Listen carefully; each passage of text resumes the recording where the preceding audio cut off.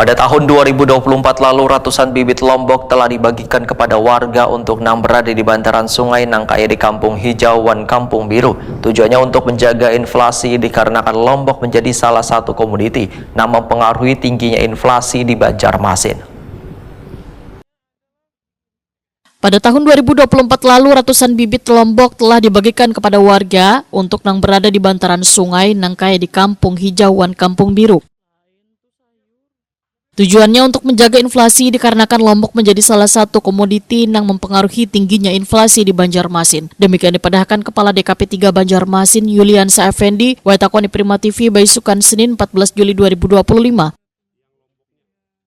Yuliansa Effendi memadahkan hingga kini pasokan lombok di Banjarmasin masih matan Pulau Jawa, sehingga wayah kadada pengiriman dari luar daerah, maka harga lombok mengalami kenaikan, bahkan harganya hingga mencapai Rp150.000 sakilonya untuk jenis lombok parawit, sedangkan lombok tiung wan lombok taji dijual antara Rp50.000 sampai Rp70.000 sakilonya di pasaran.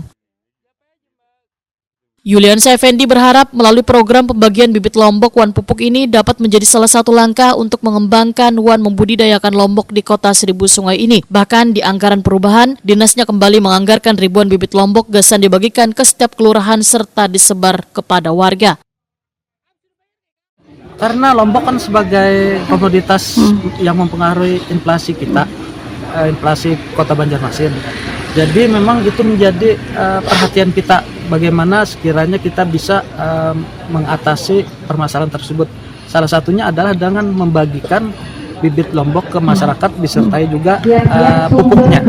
Nah, itu diharapkan ketersediaan lombok itu di tingkat rumah tangga akan ada, dan seperti apa yang disampaikan oleh Pak Wali Kota tadi, nanti coba kita tindak lanjuti setiap kelurahan, setiap kelurahan dan masyarakatnya itu memelihara lombok.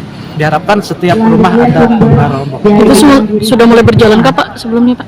Pada tahun sebelumnya kan sudah ada kita pembagian lombok, sekarang pun nanti ada pembagian lombok lagi, dan kita juga ada terutama ke penyuluh kita minta untuk membudidayakan dan mengembangkan lombok itu di kelurahan masing-masing juga itu kita lakukan, dan mungkin insya Allah di perubahan ataupun nanti di murni 2026 tetap kita anggarkan untuk lombok tersebut. Sempat menembus 120, 130 bahkan sampai 150 lebih, itu kan berarti kan minat masyarakat kota Banjarmasin itu kan tinggi dan pasokan lomboknya sendiri terbatas.